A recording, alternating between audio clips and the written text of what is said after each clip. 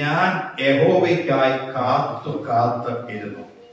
സങ്കീർത്തനക്കാരൻ ഇവിടെ ഓർമ്മപ്പെടുത്തുന്നത് ഈ വെയിറ്റഡ് പേഷ്യന്റ്ലി എന്നാണ് ഇംഗ്ലീഷിൽ അവിടെ എഴുതിയിരിക്കുന്നത്. എന്ന് പറഞ്ഞാൽ താൻ ആഗ്രഹിച്ച സമയത്തൊന്നും എന്ത് കിട്ടിയില്ല, മറുപടിയെ കിട്ടിയില്ല. താൻ പലപ്പോഴും ആഗ്രഹിച്ചു, ദൈവമേ എനിക്ക് ഇപ്പോൾ എന്നെ ഒന്ന് വിടുവിച്ചിരുന്നെങ്കിൽ, ഇപ്പോൾ എന്റെ പ്രാർത്ഥന ഒന്ന് കേട്ടിരുന്നെങ്കിൽ എന്നുള്ള ആഗ്രഹം തന്റെ ജീവിതത്തിൽ അങ്ങനെ ഭയങ്കരമായി കടന്നു വരുവാനായിട്ടിടയായി. അതുകൊണ്ടാണ് സങ്കീർത്തനക്കാരൻ പറയുന്നത്, ഞാൻ യഹോവയ്ക്കായി കാത്തിരുന്നു. പക്ഷേ ദൈവത്തിന്റെ ആ സ്പെഷ്യൽ ആ സമയത്ത് ഓർഡിനൻസ് ഇറക്കിയതുപോലെ, അല്ലെങ്കിൽ ഒരു ഉത്തരം ഇറക്കിയതുപോലെ ദൈവം നമുക്ക് വേണ്ടി പ്രവർത്തിപ്പാൻ ഇറങ്ങി വന്നു. അതാണ് സങ്കീർത്തനക്കാരൻ പറയുന്നത്, അവൻ എന്നിലേക്ക് ചാഞ്ഞ് എന്റെ നിലവിളി കേട്ടു. നിലവിളി എന്നുള്ളത് വളരെ പ്രായോഗികമായ ഒരു പദമാണ്. കാരണം നമുക്കറിയാം, കുരുടനായവൻ വഴിയരികെ ഇരുന്നു കൊണ്ട് യേശുവേ ദാവീദ് പുത്ര എന്നോട് കരുണയുണ്ടാകണമേ എന്ന് നിലവിളിക്കുകയാണ് ചെയ്തത്. നിലവിളി എന്ന് പറയുന്നത് ഒരു സ്വാഭാവികമായ കരച്ചിലല്ല, പക്ഷെ അതിനപ്പുറമായത് ചിലത് തങ്ങളുടെ ജീവിതത്തിൽ സംഭവിക്കുമ്പോൾ ഉടലെടുക്കുന്ന ഒരു പ്രവണതയാണ് നിലവിളി. അപ്രത്യക്ഷമായിട്ട് തങ്ങൾ ആഗ്രഹിക്കാത്തത്, തങ്ങൾ നിലയ്ക്കാത്തത് പെട്ടെന്ന് ജീവിതത്തിലേക്ക് ആഞ്ഞടിക്കുമ്പോൾ ഒരു മനുഷ്യന്റെ ജീവിതത്തിൽ ഉയരുന്നതാണ് നിലവിളി എന്ന് പറയുന്നത്. ഈ നിലവിളി പലപ്പോഴും നമ്മുടെ പ്രിയപ്പെട്ടവർ വേർപെടുമ്പോൾ പെട്ടെന്ന് കേൾക്കുമ്പോൾ നമുക്ക് നമ്മുടെ ഉള്ളിൽ നിന്നും പുറപ്പെടുന്ന ഒരു ചേതോ വികാരമാണ് നിലവിളി. കാരണം ആ ഒരു സർക്കംസ്റ്റൻസിലേക്ക് ഒന്ന് അടുക്കുവാൻ, നമ്മളെ അക്സെപ്റ്റ് ചെയ്യുവാൻ, അല്ലെങ്കിൽ ആ ഒരു കാര്യം നമുക്ക് അംഗീകരിപ്പാൻ കഴിയാതെ വണ്ണം ഇരിക്കുന്ന ഒരു അവസ്ഥ സങ്കീർത്തനക്കാരന്റെ ജീവിതത്തിലും ഇത് തന്നെയാണ്. താൻ നിലവിളിപ്പാനായിട്ടിടയായി എന്ന് പറഞ്ഞാൽ താൻ ചിന്തിക്കാത്തത് അപ്രത്യക്ഷമായിട്ട് സംഭവിപ്പാനിടയായപ്പോൾ തന്റെ ജീവിതത്തിൽ ഒരു നിലവിളിയുടെ ശബ്ദമാണ് ഉയരുവാനായിട്ടിടയായത്.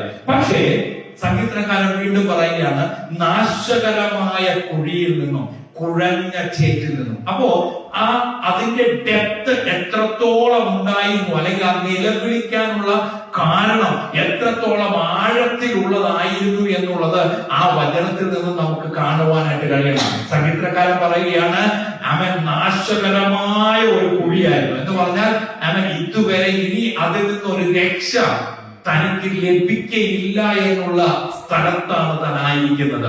നാശകരമായ കുഴി. ഈ നാശകരമായ കുഴി എന്ന് പറയുമ്പോൾ നാം ചിന്തിക്കണം, ഒരു സങ്കീർത്തനം 73 സങ്കീർത്തനക്കാരൻ ഈ നാശകരമായ കുഴിയെ കുറിച്ച് പറഞ്ഞിട്ടുണ്ട്.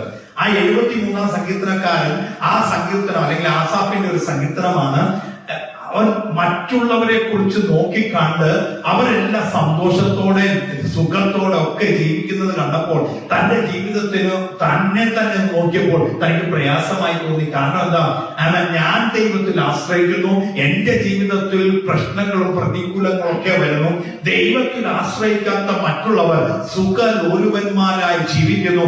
അവർക്ക് വേദനയില്ല, അവർക്ക് ദേഹം തടി ചുരുണ്ടിരിക്കുന്നു, അവർ സന്തോഷത്തോടെ ജീവിക്കുന്നു. എന്നാൽ ദൈവത്തിൽ ആശ്രയിക്കുന്ന ഒരു ദൈവവൈദ്യന്റെ ജീവിതത്തിലേക്ക് നോക്കിക്കഴിഞ്ഞപ്പോൾ അവന് ഈ ലോകത്ത് വേദനയും കഷ്ടങ്ങളും നിരാശയും ഒക്കെ കടന്നു വരുന്നു. അങ്ങനെ ഇരിക്കെ സങ്കീർത്തനക്കാരൻ ചിന്തിക്കുകയാണ്, ഒരു ആലയത്തിലേക്ക് ഒന്ന് കടന്നു ചെല്ലാം. പലപ്പോഴും ആലയത്തിൽ ചെല്ലുമ്പോഴാണ് ചില ചോദ്യങ്ങൾക്കും ചില നമ്മുടേതായ പ്രയാസങ്ങൾക്കും മറുപടി ഉണ്ടാകുന്നത്. ഈ സങ്കീർത്തനക്കാരനെ 73 സങ്കീർത്തനക്കാരനും കടന്നു ചെന്നത് ആലയത്തിലേക്ക്. എന്തിനാണെന്നറിയാമോ? തന്റെ ചോദ്യത്തിനുള്ള ഒരു മറുപടി ലഭിക്കേണ്ടതിനാണ് അവൻ ആലയത്തിലേക്ക് കടന്നു പോകുവാനായിട്ടിടയായി. ഇന്ന് ഈ രാത്രി ഈ വചനം കേൾക്കുന്ന മാത്രയിൽ കേൾക്കുന്ന വ്യക്തി ജീവിതങ്ങളുടെ മേൽ ചില ചോദ്യക്ഷരങ്ങൾ നിങ്ങളുടെ ഉള്ളിലുണ്ട്. പക്ഷേ ആലയത്തിൽ കടന്നു വന്നതുകൊണ്ട് ഒരു മറുപടിയായിട്ട് വേണം ഇന്ന് കടന്നു പോകുവാൻ. ഹല്ലേലൂയ. എന്നാൽ ഈ ആലയത്തിൽ നീ കടന്നു വന്നത് ചോദ്യങ്ങളുമായിട്ടാണെങ്കിൽ അതിന്റെ ഉത്തരവുമായിട്ട് വേണം കടന്നു പോകുവാൻ. ഹല്ലേലൂയ. ആലയത്തിലേക്ക് കടന്നു വന്നത് അസഹ്യപ്പെടുത്തുന്ന ഒരു പ്രവണത അവളുടെ കുടുംബത്തിൽ നിന്ന് തന്നെ ഉടലെടുക്കുവാൻ ഇടയായപ്പോഴാണ് അതെല്ലാം വിട്ട് അവൾ ആലയത്തിലേക്ക് കടന്നു വരുവാൻ ഇടയായത്. ആലയത്തിൽ സമയത്തിലേക്ക് കടന്നു വന്ന അവൾ ഉത്തരം പ്രാപിച്ചാണ് കടന്നുപോയത്. അങ്ങനെയെങ്കിൽ ഇന്ന് രാത്രി ഈ വചനങ്ങളുടെ വെളിപ്പെടുമ്പോൾ ചില ഉത്തരവുമായി നിങ്ങൾ കടന്നു പോകുവാൻ കർത്താവ് നിങ്ങളെ സഹായിക്കുമാറാകട്ടെ.